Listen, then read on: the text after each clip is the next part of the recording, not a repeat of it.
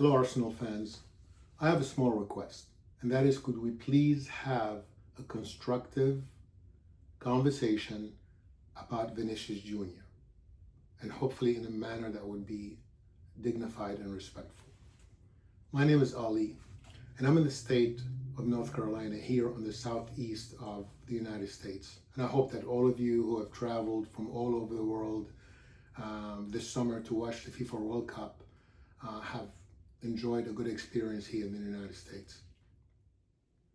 There is tremendous excitement in the Arsenal fan base about the exploration or the possible acquisition of a wonderful footballer in the name of Vinicius Junior.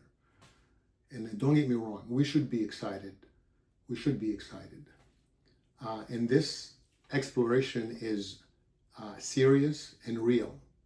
And the last 48 hours, we were all on a roller coaster ride when there were some reports that Vini had decided to stay at Real Madrid. And, hours later, it was said that no, the situation is still fluid and that, the offer was still on the table. And then even most recently, there are even some, talks that, terms have been agreed. On the one hand, I'm excited. That is some exciting news. But on the other, I'm a bit anxious and weary and cautious.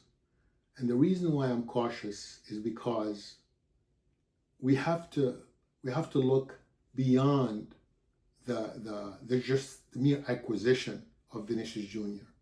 We have to look ahead and see whether this marriage between VJ and Arsenal Football Club is in fact compatible.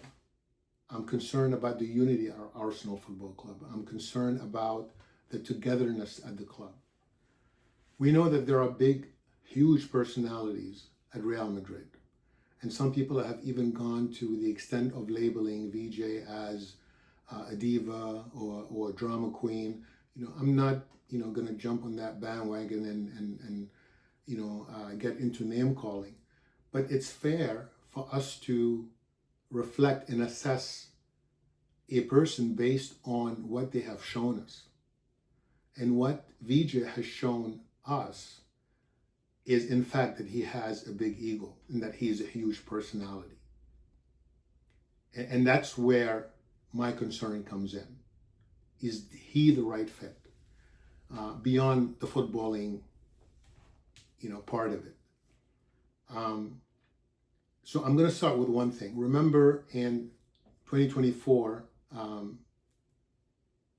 there was a boycott of the Ballon d'Or because Vini and his camp believed that he deserved to be the Ballon d'Or winner that year, right? And all the Real Madrid camp has boycotted the ceremony. But if you go back through history, how many people have been snubbed from winning the Ballon d'Or? How many? You could easily make the case that Erling Haaland should have won it, in 2023, right? That's one example that tells me that he's a huge personality, that he has a huge ego. And the other thing is, it's one thing to request or to ask for, an improved contract or to ask for higher wages. I don't have no problems with that. Who am I to say that he can't do that when you and I have the ability to go to our employers and say, look, I've been doing this, and that for the last 3 years. I think I deserve a raise. But what's not sitting well with me is when he and his camp are pushing for VJ to earn the same amount of Kylian Mbappe.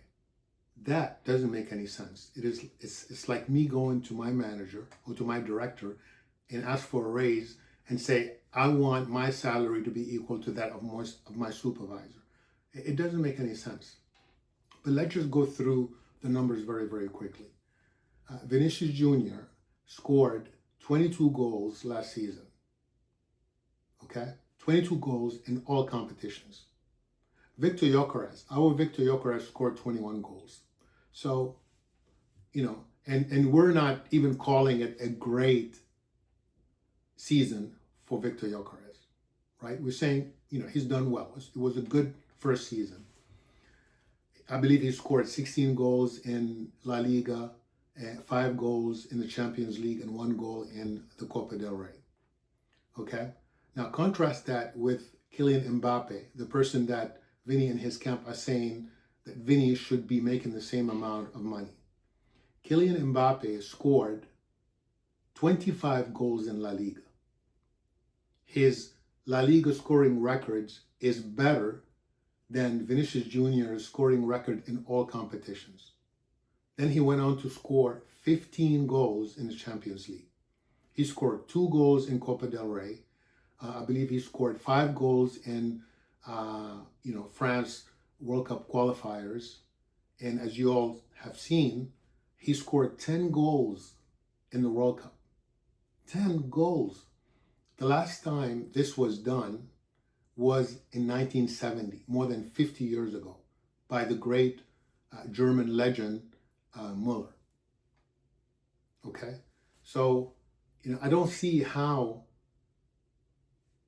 anyone could request to earn the same money as Kylian Mbappe when you're not producing his numbers, right?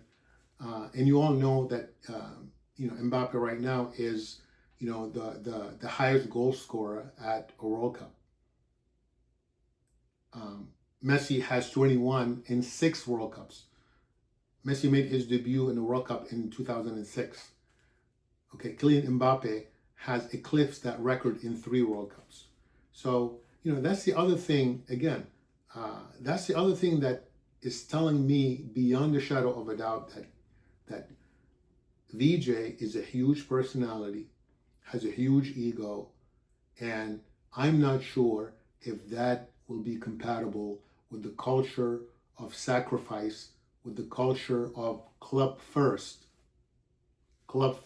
that we have built over the last 6 years with Mikel Arteta.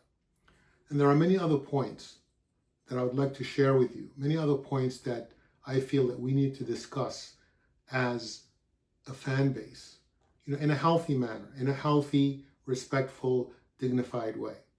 But very important points.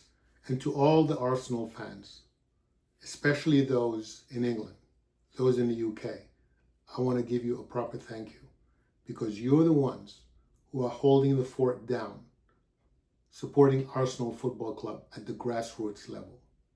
You're the ones who go into the games, virtually every game, at home, at the Emirates, and away, to hostile territories, into Europe and around the world. You're the ones who are paying and supporting financially. You're the lifeline of this club. Thank you. And we are just proud to be an extension of the Arsenal family.